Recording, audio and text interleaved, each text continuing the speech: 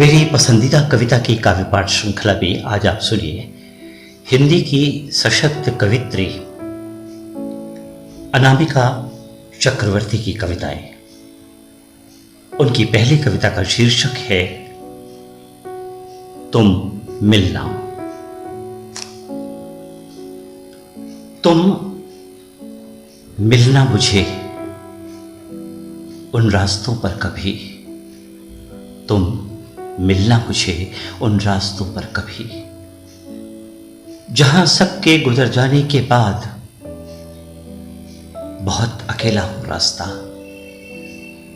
हम मिलकर बनेंगे उसके पथिक।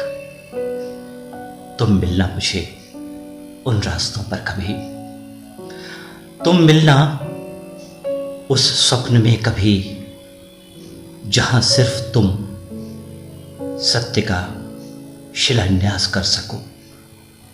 तुम मिलना उस स्वप्न में कभी, जहां सिर्फ तुम सत्य का शिलान्यास कर सको। तुम मिलना मुझे उन रास्तों पर कभी, तुम मिलना नदी की उस धारा में कभी, जहां चांद बनकर मिल सको जल के कण कण में।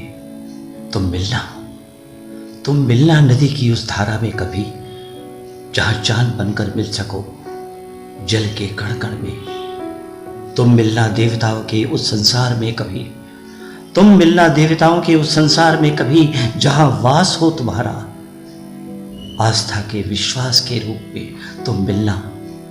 तुम मिलना देवताओं के उस संसार में कभी, जहां वास हो तुम्हारा आस्था के विश्वास के रूप में।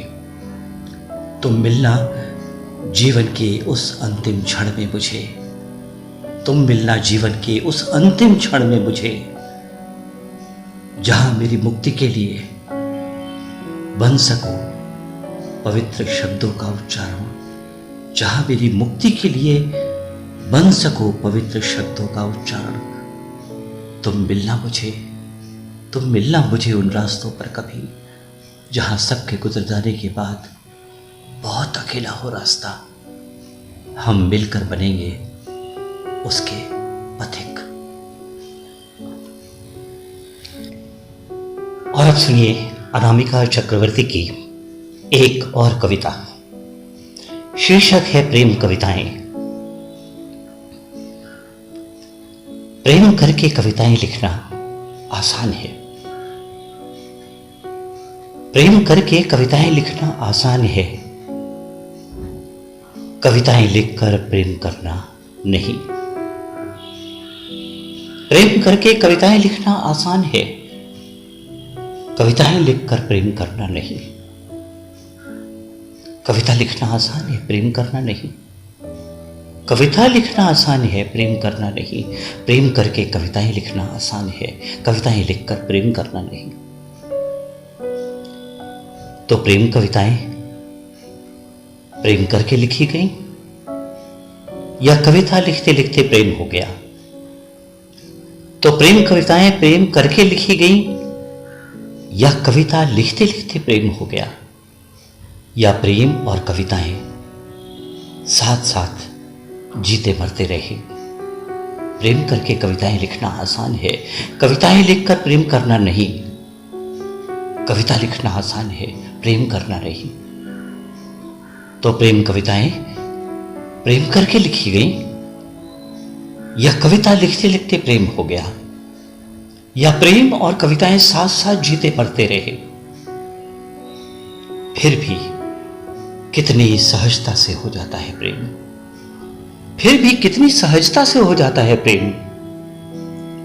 और समय के साथ कठिन हो जाती हैं कविताएं, और समय के साथ कठिन हो जाती हैं कविताएं। शायद इसी तरह प्रेम कविताएं और कविताएं प्रेम हो जाती हैं। शायद इसी तरह प्रेम कविताएं और कविताएं प्रेम हो जाती हैं। तुम्हारे प्रेम में लिखनी है कविताएं, तुम्हारे प्रेम में लिखनी है कविताएं, ताकि कविताओं में मैं तुमसे प्रेम कर सकूं। तुम्हारे प्रेम में लिखनी है कविताएं, ताकि कविताओं में मैं तुमसे प्रेम कर सकूं। प्रेम करके कविता लिखना आसान है, कविताएं लिखकर प्रेम करना नहीं, कविता लिखना आसान है, प्रेम करना नहीं, प्रेम करना नहीं। और अब सुनिए अनामिका चक्रवर्ती की अगली कविता। शीर्षक है ये जिंदगी भी अजीब बुनावट से बनी होती है। जिंदगी में कहानियां खत्म नहीं होती, केवल दृश्यों के पीछे के पर्दे बदलते हैं। जिंदगी में कहानियां कभी खत्म नहीं होती, केवल दृश्यों के पीछे के पर्दे बदलते हैं।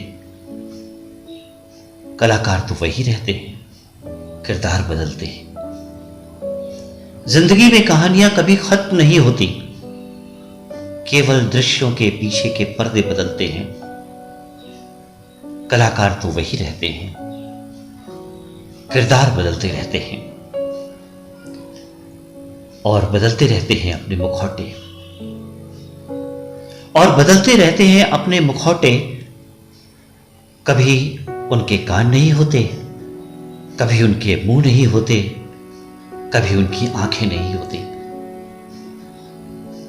और बदलते रहते हैं अपने मुखौटे। कभी उनके कान नहीं होते, कभी उनके मुंह नहीं होते, कभी उनकी आंखें नहीं होती, मगर उनकी जीभ हर बार होती है पहले से और भी ज्यादा लंबी। मगर उनकी जीभ हर बार होती है पहले से और भी ज्यादा लंबी।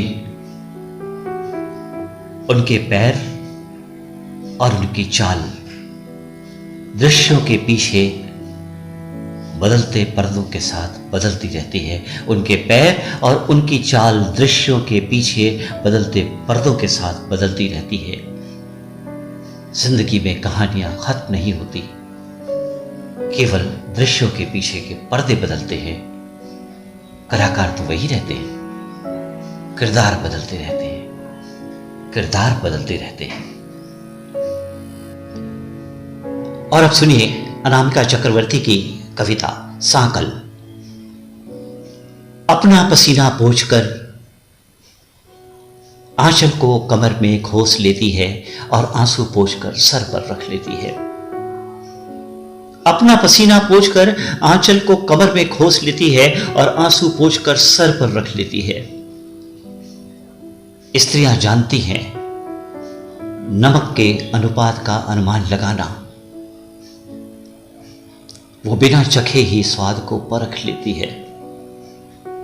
जैसे परखना जानती है उनको जो उसे परखते रहते हैं अपने स्वाद के लिए। स्त्रियां जानती हैं नमक के अनुपात का अनुमान लगाना। वो बिना चखे ही स्वाद को परख लेती है, जैसे परखना जानती है उनको जो उसे परखते रहते हैं अपने स्वाद के लिए।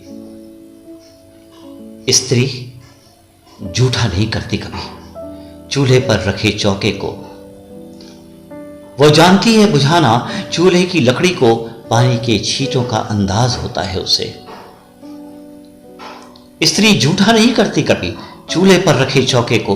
वो जानती है बुझाना चूल्हे की लकड़ी को पानी के छींटों का अंदाज होता है उससे। वो राख उड़ाए बिना आग ठंडी करना जानती है। स्त्री झूठा नहीं करती कभी चूल्हे पर रखे चौके को। घूंघट पर रहकर सांकल लगाती हैं स्त्रियां। वो जानती हैं घूंघट बस एक पर्दा है जिसे हटा सकता है कोई भी। वो लकड़ी के दरवाजों पर लगी सांकल को गूंथ लेती है अपनी चोटी की तरह। वो लकड़ी के दरवाजों पर लगी सांकल को गूंथ लेती है अपनी छोटी की तरह। वो सांकल नहीं खोलती किसी के, जानती है वो सर कटाना। वो दरवाजों के कब्जों में तेल नहीं डालती। वो चौखट को पार करते आते जाते कदमों की आहट को पहचानती है। वो दरवाजों के कब्जों में तेल नहीं डालती। वो चौखट को पार करते आते जाते कदमों की आहट को पहचानती है। इस तरह स्त्रियां आंगन में रंगोली बनाती हैं और दिमाग में नक्शे बनाती है, सही कदमों को सही रास्ते पर रखने के लिए। इस तरह स्त्रियां आंगन में रंगोली बनाती हैं और दिमाग पर नक्शे बनाती हैं। कदमों को सही रास्ते पर रखने के लिए अपना पसीना पोंछकर आंचल को कमर में खोस लेती है और आंसू पोंछकर सर पर रख लेती है स्त्रियां। और अब सुनिए अनामिका चक्रवर्ती की एक और कविता। शीर्षक है तकदीर। जिंदगी हमारे हिसाब से नहीं चलती, सुना तुमने? हमें चलना पड़ता है तकदीर के हिसाब से, जिंदगी हमारे हिसाब से नहीं चलती। सुना तुमने? हमें चलना पड़ता है तकदीर के हिसाब से। फिर भी एक दूसरे के लिए चाहत बनी रहे, प्यास बनी रहे, ये कम लोगों के साथ होता है। फिर भी एक दूसरे के लिए चाहत बनी रहे, प्यास बनी रहे, ये कम लोगों के साथ होता है। जिंदगी हमारे हिसाब से नहीं चलती, सुना तुमने? हमें चलना पड़ता है तकदीर के हिसाब से। अक्सर लोग बदलने लगते हैं, फासलों को वक्त का फैसला मानकर और अपनी चाहत मोड़ लेते हैं किसी नई राह की तरफ। अक्सर लोग बदलने लगते हैं, अक्सर लोग बदलने लगते हैं, फासलों को वक्त का फैसला मानकर और अपनी चाहत मोड़ लेते हैं किसी नई राह की तरफ। जिंदगी हमारे हिसाब से नहीं चलती, सुना तुमने? हमें चलना पड़ता है तकदीर के हिसाब से। चाहत और प्यास के साथ जीने वाले, प्यार को शिद्दत के साथ जीने वाले आह की एक एक घूंट अपने सीने में खंजर की तरह उतारते हैं और दर्द को सुकून बनाकर पीते हैं। आह की एक एक घूंट अपने सीने में खंजर की तरह उतारते हैं और दर्द को सुकून बनाकर पीते हैं। जिंदगी हमारे हिसाब से नहीं चलती, सुना तुमने? हमें चलना पड़ता है तकदीर के हिसाब से। अक्सर लोग बदलने लगते हैं, फासलों को वक्त का फैसला मानकर और अपनी चाहत मोड़ लेते हैं किसी नई राह की तरफ। जिंदगी हमारे हिसाब से नहीं चलती, जिंदगी हमारे हिसाब से नहीं चलती, सुना तुमने? और अब सुनिए अनामिका चक्रवर्ती की एक और कविता। शीर्षक है आलिंगन। प्रेम में गले लगने और लगाने का सुख आत्मा में प्रवेश करता है और प्रेम को प्रगाढ़ बनाता है। प्रेम में गले लगने और लगाने का सुख आत्मा में प्रवेश करता है और प्रेम को प्रगाढ़ बनाता है। गले लगाने का सबब तुम तब समझोगे जब इस प्यास को अपनी छाती के भारीपन में महसूस करोगे। गले लगाने का सबब तुम तब समझोगे जैसे एक शिशु की मां अपने छाती के भारीपन और उसमें उठ रही टीस को महसूस करती है। गले लगाने का सबब तुम तब समझोगे जब इस प्यास को अपनी छाती के भारीपन में महसूस करोगे जैसे एक शिशु की मां अपने छाती के भारीपन और उसमें उठ रही टीस को महसूस करती है। बच्चे को अपनी छाती से लगाकर केवल बच्चे का पेट नहीं भरती, बल्कि खुद उससे कहीं अधिक उस संतुष्टि का अनुभव करती है। बच्चे को अपनी छाती से लगाकर केवल बच्चे का पेट नहीं भरती, बल्कि खुद उससे कहीं अधिक उस संतुष्टि का अनुभव करती है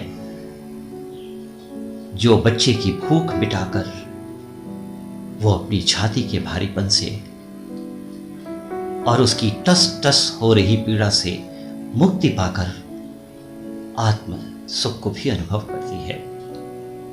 वो अपनी छाती के भारीपन से और उसकी टस टस हो रही पीड़ा से मुक्ति पाकर आत्म सुख को भी अनुभव करती है। ठीक वैसे ही प्रेम के आलिंगन में प्रेम के वात्सल्य और विश्वास की भावना भी समाहित होती है। ठीक वैसे ही प्रेम के आलिंगन में प्रेम के वात्सल्य और विश्वास की भावना भी समाहित होती है। शरीर भावनाओं की भाषा की लिपि है। शरीर भावनाओं की भाषा की लिपि है जिसमें संपूर्ण शब्दकोश और मात्राएं समाहित है, और इसको वाचना प्रेम को स्पर्श प्रदान करता है। शरीर भावनाओं की भाषा की लिपि है। गले लगने को आभूषण न बनाओ, गले लगने को आभूषण न बनाओ, उसे प्रेम हो जाने दो। गले लगने को आभूषण न बनाओ, उसे प्रेम हो जाने दो। छाती के भारीपन को प्रेम में घुल जाने दो, उसे आलिंगन हो जाने दो। गले लगने को आभूषण न बनाओ, उसे प्रेम हो जाने दो। छाती के भारीपन को प्रेम में घुल जाने दो, उसे आलिंगन हो जाने दो। उसे आत्मा में प्रवेश कर जाने दो, उसे आत्मा में प्रवेश कर जाने दो। प्रेम में गले लगने और लगाने का सुख आत्मा में प्रवेश करता है और प्रेम को प्रगाढ़ बनाता है, और प्रेम को प्रगाढ़ बनाता है। और अब सुनिए अनामिका चक्रवर्ती की अंतिम कविता। शीर्षक है ईमान का नमक। अखबारों में, समाचारों में देख रही थी दुनिया को बुरे से बुरा होते हुए। अखबारों में, समाचारों में देख रही थी दुनिया को बुरा से बुरा होते हुए। विश्वास को विश्वास की बलि चढ़ाते हुए, झूठ को रौबदार होकर सच को रौंदते हुए, भूख और लाचारी को किसी सुख भोगी की रोटी बनते हुए। अखबारों में, समाचारों में देख रही थी दुनिया को बुरे से बुरा होते हुए।